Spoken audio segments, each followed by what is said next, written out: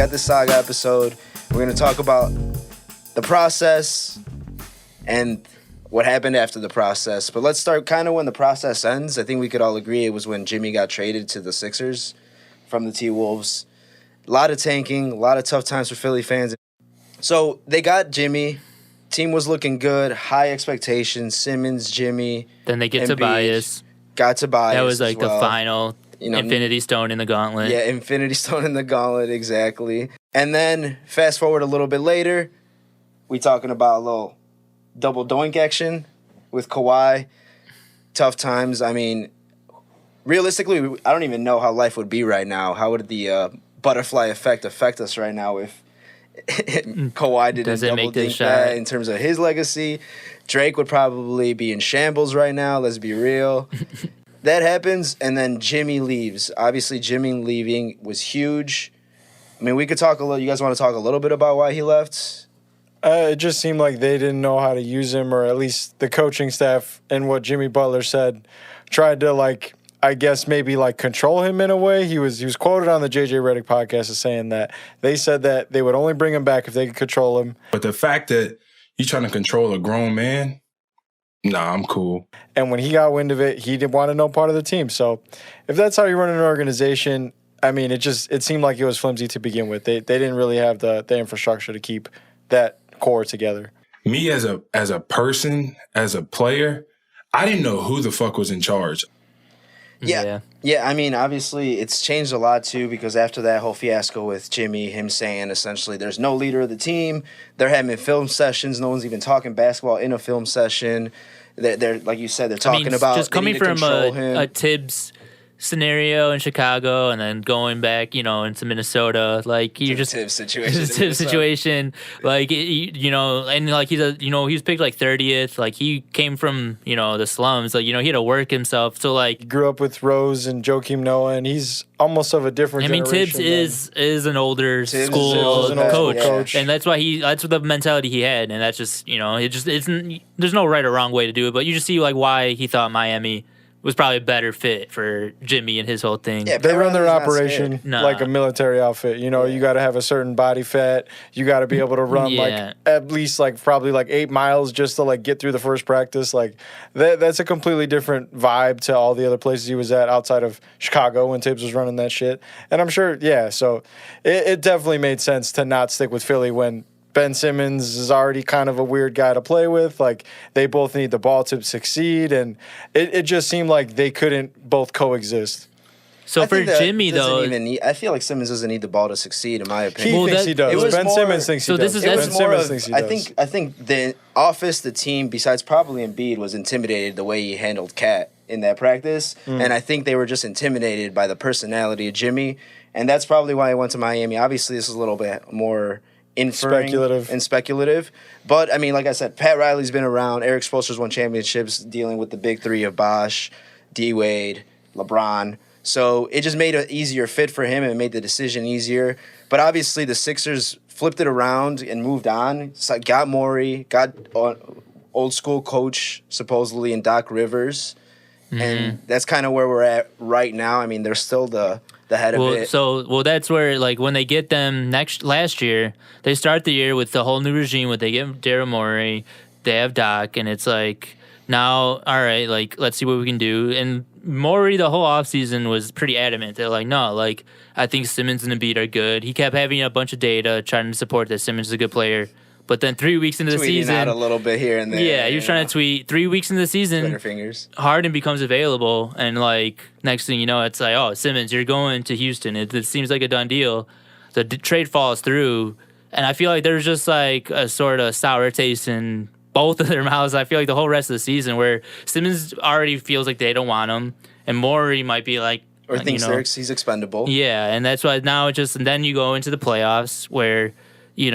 Fast forward to the playoffs. Where after that meltdown, which I mean, that might be what's the way media is portraying it, but he struggled in the playoffs, which is a fact. But that just made it when Doc and Embiid both publicly humiliate the guy, at press conferences and stuff. I think you're ruining this guy's ego. You're kicking him while he's down, And then now you're really ruining any trade value that you might have had, like if you had any. And now then it becomes, like we can't have him come back. We have to trade him. Simmons is like, well, I'm not coming back. Like you're not breaking up with me. I'm breaking up with you. And now now every person in the league sees this and says, well, you have no leverage. We're not going to offer you anything worthwhile.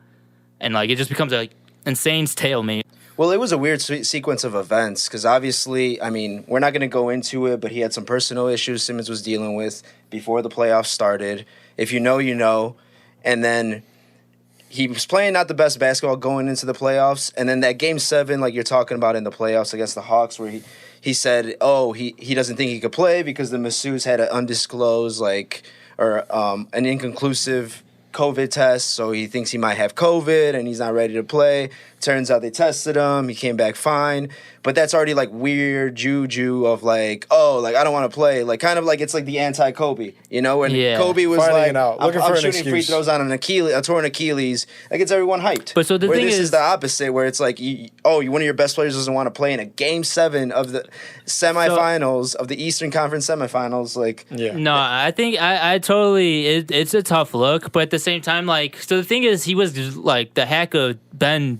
Was in full effect. Yeah. They were hacking him at the whole game, and he was shooting 35% from from the free throw line and stuff. So it's it clearly got to his head. And the thing is, it's one thing when you're Shaq, where it's you're just so dominant to where I could make 50% of my free throws, but I don't you're not insecure to where you're good. Ben Simmons isn't that much of an offensive player, so for him he doesn't have anything to lean on. If you're just getting hacked and that's all you have, I could see it being tough for him. And some you said, some players aren't gonna have the Mamba mentality where no, I'm gonna make get through it. But yeah, it's tough when he was getting clearly Hunted. Targeted, hunted, and like I said, the fact that Embiid and Doc don't really have his back at all, well, or just take him out. So the thing is, I think they Doc asked just Doc has Rivers, can he be the point guard of a championship team? And he said, I don't know. If I'm on that team and that's my coach telling me that, get me the fuck out of here. Well, if I'm a coach I don't need to be and here that's one of my best players, I'd be for sure. Come on, dude. You have to lie. Or Going again, back to don't believe it. Or again, going back to the trade value. Know.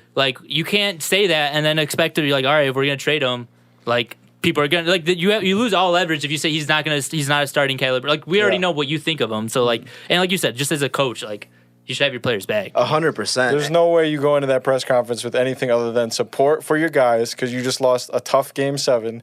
And like we're saying, if you want to have value for these players and still think teams are going to want them, you can't shit on them. You can't say this was awful and we don't know where we're at right now. It just made no sense that Dr. And the thing is, if that's what he said, he should have benched Simmons at points in this series, where if he's getting hunted and he's on a negative negative value, if he's just bad for you, you just bench him, And Doc didn't want to bench him because it's Ben Simmons, it's a lot of baggage. But look where we're at now. He plays great defense. He's still an effective player. He's super effective. He should be out there. But I'm saying you just have to keep the other team honest. Where it's if you're gonna do this, we're not gonna let you do this. We're gonna bench him, and then if they keep trying, they still needed him out there. I feel like he had to play. Whatever was going on with the strategy to continue following him. We saw Giannis say it. I've been hacked. I've missed free throws. That's the mentality you have to have. Again, where Giannis has so much more in his bag though that he can lean on. No, I know. I agree that Giannis is much more talented offensively. I'm just saying for Ben Simmons to be able to just think it's not a good look. It's not a good look. Well, the thing with Doc Rivers, there's equal blame. The thing about any sport, basketball included, it's a short-term memery, including the coach. It's always what have you done for me lately? What have you done for me lately? So even if he misses that dunk, it's on to the next one, on to the next season, on to the off season. They're gonna ask you questions about the game. Obviously, that just happened. It wasn't in your favor, but you don't dwell on the bad of the game. You think of the positives and the bad that you improve on later. That's in the film room. That's in the behind closed doors. That's why you tell, Mike Tomlin or all these good coaches are not gonna publicly humiliate their players. They're gonna, like you said, that's for film room. That's and players that are leaders on their team aren't gonna publicly talk and complain about their teammates. You do that again in the locker room. Tim Duncan ain't complaining about Tony Parker not missing a dunk game. Won't say anything. And then to bring up a player, when Joel Embiid was asked what happened in the game, he literally said there was a sequence when someone had a chance to score, they didn't score, and the momentum shifted. Tim Duncan's not doing that. Everybody knew exactly what he was talking about. I'm not saying this is all Joel Embiid's fault. I'm just saying, like, there's equal blame here. There's blame to go around. There's a lot of elements to it. There's a lot of elements. Another thing, I mean, obviously, Philly fans, I know your heart was in the right place, but obviously people being like, this is how you shoot when he's at the free throw line, like trying to encourage him. It was patronizing. That's